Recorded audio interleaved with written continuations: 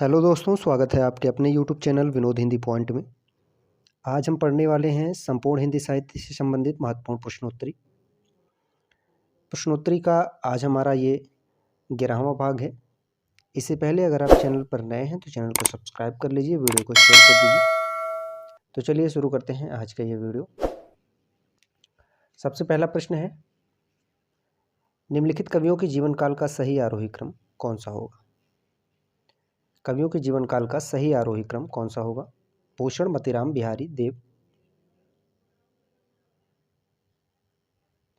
तो इसका सही उत्तर हो जाएगा विकल्प डी। सबसे पहले बिहारी हैं, उसके बाद भूषण है, मतीराम है, देव है। बिहारी की बात की जाए तो 1595 ईस्वी। उसके बाद भूषण है 1613 ईस्वी, मतीराम है 1617 ईस्वी और अंत में देव है 1673 ईस्वी। तो इस तरह से इसका सही उत्तर हो जाएगा विकल्प डी। बिहारी 1595, भूषण 1613, मतीराम 1617 और देव हैं 1673। अगला प्रश्न है, इतिहास इस बात का गवाह है कि इस महिमामयी शक्ति की उपेक्षा करने वाले साम्राज्य नष्ट हो गए। कथन किस उपन्यास से लिया गया है? इतिहास इस बात का गवाह है कि इस महिमामयी शक्ति की उपेक्षा करने वाले साम्राज्य नष्ट हो गए हैं। उक्त कथन किस उपन्यास से लिया गया है? गोदान, दिव्या, आपका बंटी, बाणभट्ट की आत्मकथा। तो इसका सही उत्तर हो जाएगा बाणभट्ट की आत्मकथा से यह कथन लिया गया है। बाणभट्ट की आत्मकथा आप सभी को पता ही होगा। इसके रचनाकार हैं हजारी प्रसाद द्विवेदी और गोदान मुंशी प्रेमचंद। दिव्या की बात की जाए तो दिव्या जो है यशपाल की रचना है और आपका बंटी मन्नू भंडारी का है। अगला प्रश्न है, ठंडा लोहा की रचनाकार कौन है? ठंडा लोहा के रचनाकार कौन है? धर्मवीर भारती, मुक्तिबोध, दिनकर, नागार्जुन। सही उत्तर हो जाएगा धर्मवीर भारती। ठंडा लोहा जो है धर्मवीर भारती की रचना है और इनकी अन्य कृतियां भी है। कनुप्रिया है, कनुप्रिया। उसके बाद है 7 गीत वर्ष, अंधा युग जो गीत नाट्य है। उसके बाद प्रसिद्ध उपन्यास है गुनाहों का देवता।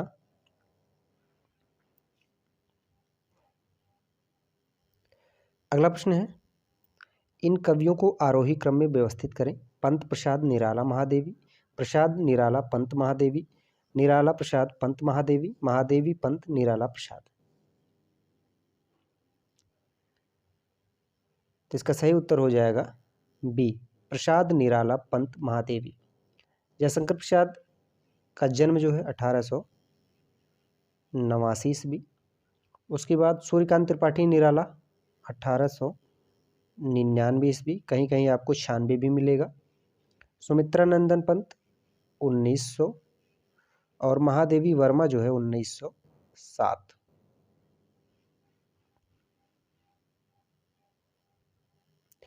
आशा करते हैं प्रश्न आपको अच्छे लग रहे होंगे।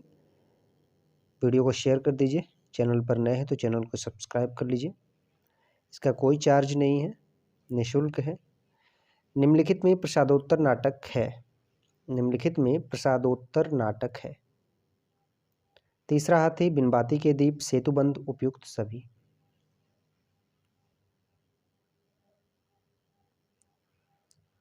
कौन सा नाटक प्रसादोत्तर नाटक है? तो इसका सही उत्तर हो जाएगा उपयुक्त सभी। यह तीनों नाटक जो है यह प्रसादोत्तर नाटक है। तीसरा हाथी की बात की जाए तो यह जो है रमेश बख्शी का नाटक है। रमेश बख्शी का ये नाटक है। उसके बाद सेतुबंध, सेतुबंध की बात की जाए तो सुरेंद्र वर्मा का है और बिनबाती के दीप जो है यह जो है शंकर शेष का नाटक है। बिनबाती के दीप शंकर शेष का है, सेतुबंध जो है सुरेंद्र वर्मा का है और तीसरा हाथी जो है यह रमेश बख्शी का है।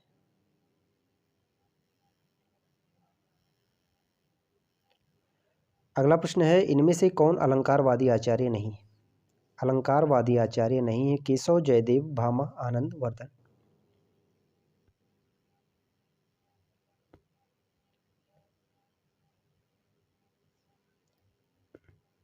इसका सही उत्तर हो जाएगा आनंदवर्धन। आनंदवर्धन जो है यह अलंकारवादी आचार्य नहीं है, बल्कि ध्वनिवादी आचार्य हैं। आनंदवर्धन जो है ध्वनिवादी आचार्य हैं। केशवदास, जयदेव और भामा यह तीनों अलंकारवादी आचार्य हैं।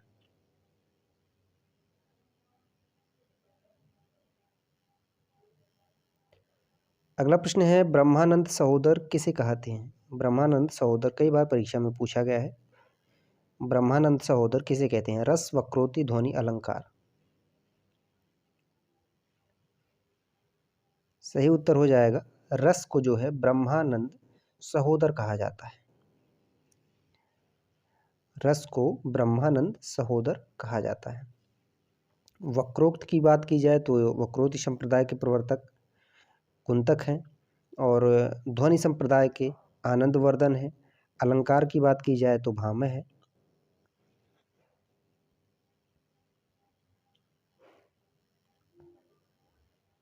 अगला प्रश्न, 10 तस्वीरें किस विधा की रचना है?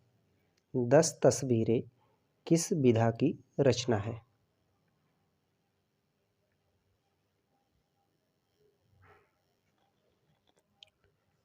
सही उत्तर इसका हो जाएगा रेखा चित्र। 10 तस्वीरें की विधा है रेखा चित्र और इसके लेखक हैं जगदीश चंद्र माथुर।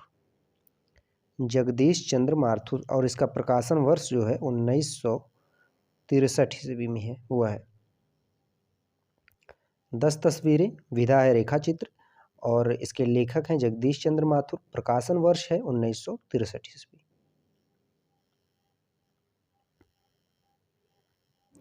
अगला प्रश्न, इनमें से कौन सा लेखक जीवनी लेखक नहीं है?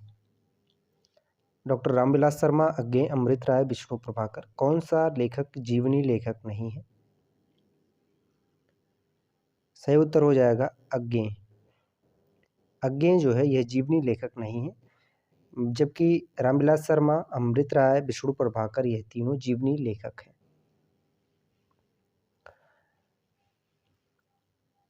रामविलास शर्मा के जीवनी की बात की जाए तो निराला की साहित्य साधना जो निराला के ऊपर लिखा गया है।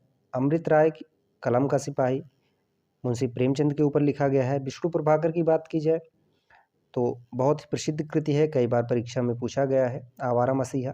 शरत चंद्र की जीवनी के ऊपर लिखा गया है। तो इसका सही उत्तर हो जाएगा आगे, जो जीवनी लेखक नहीं है। अगला प्रश्न है, मिथक का घनिष्ठ संबंध होता है। मिथक का घनिष्ठ संबंध होता है अतिमानवीय पौराणिक पात्रों से, विज्ञान लेखन से, प्रौद्योगिकी से, यथार्थवाद से।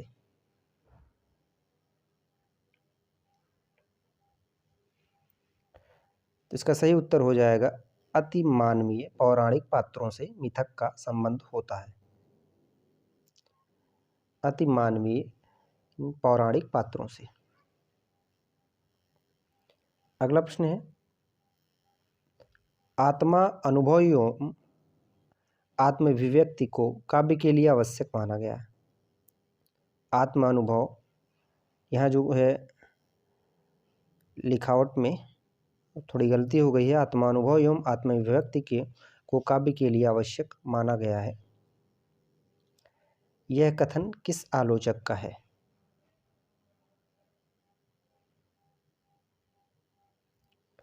इसका सही उत्तर हो जाएगा नंद दुलारे वाजपेयी। यह कथन जो है नंद दुलारे वाजपेयी का है।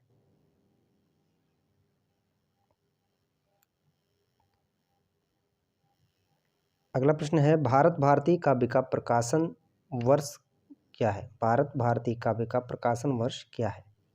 1910, 1911, 1912, 1915। सही उत्तर हो जाएगा 1912। भारत भारती काव्य का जो प्रकाशन वर्ष है 1912 और यह है, इसके लेखक जो हैं कौन है? मैथिली शरण गुप्त, जिन्हें राष्ट्र कवि की उपाधि प्राप्त हुई थी। मैथिली शरण गुप्त की अन्य कृतियां हैं, जैसे रंग में भंग हैं और जयद्रथ वध हैं, साकेत जिसमें उर्मिला की विरह का वर्णन किया गया है, 1931 में लिखा गया है। उसके बाद है पंचवटी, यशोधरा, द्वापर, ये सभी जो है मैथिली शरण गुप्त की रचना है। अगला प्रश्न है, अरस्तू के अनुकरण सिद्धांत में कौन सी एक बात नहीं है? अरस्तू के अनुकरण सिद्धांत में कौन सी एक बात नहीं है? कविता जगत की अनुकृति है, अनुकरण की प्रक्रिया आनंददायक है, अनुकरण से हमें शिक्षा मिलती है, काव्य प्रकृति का अनुकरण नहीं है। तो इसमें कौन सी एक बात नहीं है अरस्तू के अनुकरण सिद्धांत में? तो इसका सही उत्तर हो जाएगा काव्य प्रकृति का अनुकरण नहीं है। काव्य प्रकृति का अनुकरण नहीं है, यह जो है अरस्तू के अनुकरण सिद्धांत की बात नहीं है। ठीक है, बाकी कविता जीवन की अनुकृति है, अनुकरण की प्रक्रिया आनंददायक है, अनुकरण से हमें शिक्षा मिलती है, यह तीनों जो है अरस्तू के अनुकरण सिद्धांत से संबंधित है।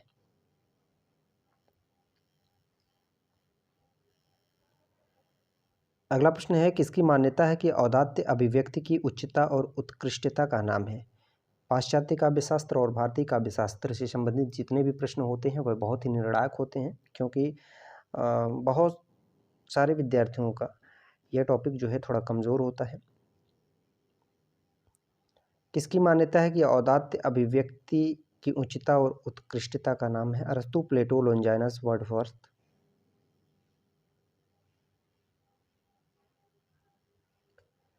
इसका सही उत्तर हो जाएगा लोंजाइनस। औदात्य अभिव्यक्ति की उच्चता और उत्कृष्टता का नाम है, सही उत्तर लोंजाइनस। लोंजाइनस की एक प्रसिद्ध रचना है पेरिहुप्सुस।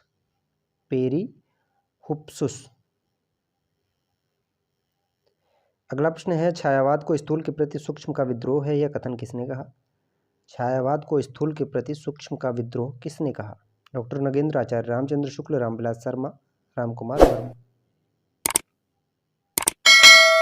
तो इसका सही उत्तर हो जाएगा डॉक्टर नगेंद्र ने छायावाद को स्थूल के प्रति सूक्ष्म का विद्रोह बताया है। अगर आचार्य रामचंद्र शुक्ल की बात की जाए छायावाद के संदर्भ में, तो छायावाद शब्द का प्रयोग दो अर्थों में समझना चाहिए। पहला रहस्यवाद और दूसरा शैली पद्धति। यह जो है आचार्य रामचंद्र शुक्ल का कथन है। वहीं रामविलास शर्मा ने कहा है छायावाद स्थूल के प्रति सूक्ष्म का विद्रोह नहीं रहा। डॉक्टर नगेंद्र के विपरीत उन्होंने कहा है छायावाद स्थूल के प्रति सूक्ष्म का विद्रोह नहीं रहा, वरन थोथी नैतिकता, रूढ़वाद और सामंती बंधनों के विरुद्ध रहा है। और रामकुमार वर्मा का जो प्रसिद्ध कोटेशन है छायावाद के संदर्भ में, परमात्मा की छाया आत्मा में और आत्मा की छाया परमात्मा में पड़ने से छायावाद की सृष्टि होती है।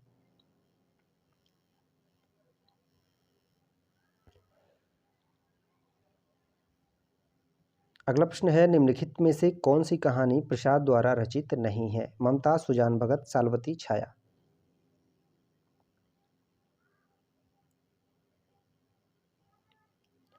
प्रसाद द्वारा रचित नहीं है।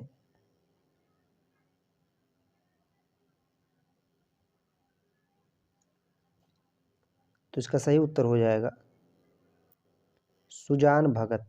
यह जो है प्रसाद की कहानी नहीं है। सुजान भगत जो है ये प्रसाद द्वारा रचित कहानी नहीं है, बल्कि यह किसकी है? तो मुंशी प्रेमचंद की है। मुंशी प्रेमचंद की ये कहानी है। प्रसाद की जो अन्य कहानियाँ हैं जैसे ममता है, शाल्वती है, छाया है, आकाशदीप, इंद्रजाल और गुंडा पुरस्कार, प्रतिध्वनि, ये सभी जो है प्रसाद की कहानियाँ हैं। अगला प्रश्न है, परीक्षा गुरु उपन्यास का प्रकाशन वर्ष है? परीक्षा गुरु उपन्यास का प्रकाशन वर्ष है 1882, 1884, 1883, 1885।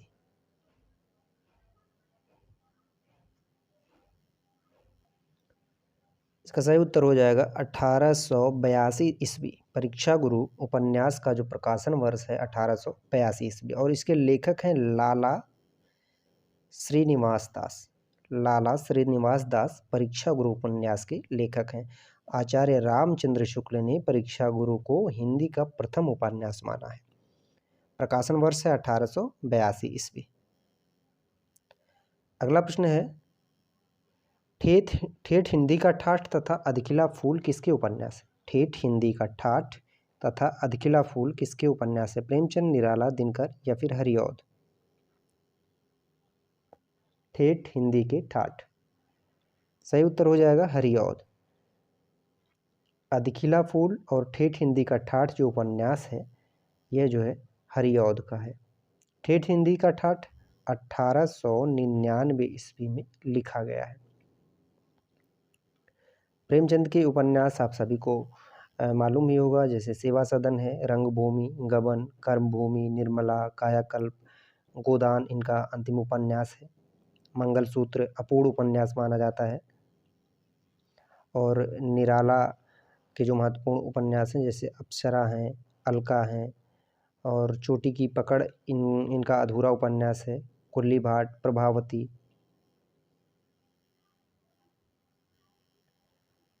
चलिए अगला प्रश्न है, प्रयोगवाद के प्रवर्तक के अनुसार प्रयोगवादी का विकास सबसे मुख्य तत्व क्या होना चाहिए? प्रयोगवाद के प्रवर्तक के अनुसार प्रयोगवादी का विकास सबसे मुख्य तत्व क्या होना चाहिए? मात्रिक छंदों के बजाय वर्णवृत्तों का प्रयोग, बौद्धिकता की अपेक्षा भावुकता की प्रतिष्ठा, नई राहों का अन्वेषण, काव्य की पूर्व परंपरा का संपूर्ण निषेध। तो इसका सही उत्तर हो जाएगा नई राहों का अन्वेषण। प्रयोगवाद के प्रवर्तक यानी अज्ञेय के अनुसार जो है प्रयोगवादी का विकास का जो सबसे महत्वपूर्ण तत्व होना चाहिए वह नई राहों का अन्वेषण, अज्ञेय के अनुसार। ठीक है, प्रयोगवाद के प्रवर्तक की बात की गई है यानी अज्ञेय के अनुसार।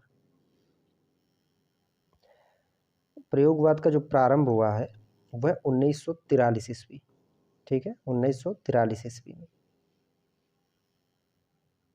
जब तारसप्तक का प्रारंभ हुआ था। अगला प्रश्न है, पंत को उनकी किस कृति पर भारतीय ज्ञानपीठ पुरस्कार मिला था? पंत को उनकी किस कृति पर भारतीय ज्ञानपीठ पुरस्कार मिला था? लोकायतन, चिदंबरा, गीतहंस, ग्राम्या। आसान प्रश्न है, सही उत्तर हो जाएगा चिदंबरा। चिदंबरा को सुमित्रानंदन पंत को चिदंबरा पर जो है ज्ञानपीठ पुरस्कार मिला था। कब मिला था? तो 1968 ईस्वी में मिला था। चिदंबरा पर सुमित्रानंदन पंत को 1968 ईस्वी में ज्ञानपीठ पुरस्कार मिला था। अगला प्रश्न है, आधुनिक हिंदी गद्य के जनक माने जाते हैं? आधुनिक हिंदी गद्य के जनक माने जाते हैं भारतेंदु हरिश्चंद्र, रामचंद्र शुक्ल, महावीर प्रसाद द्विवेदी, प्रताप नारायण मिश्र।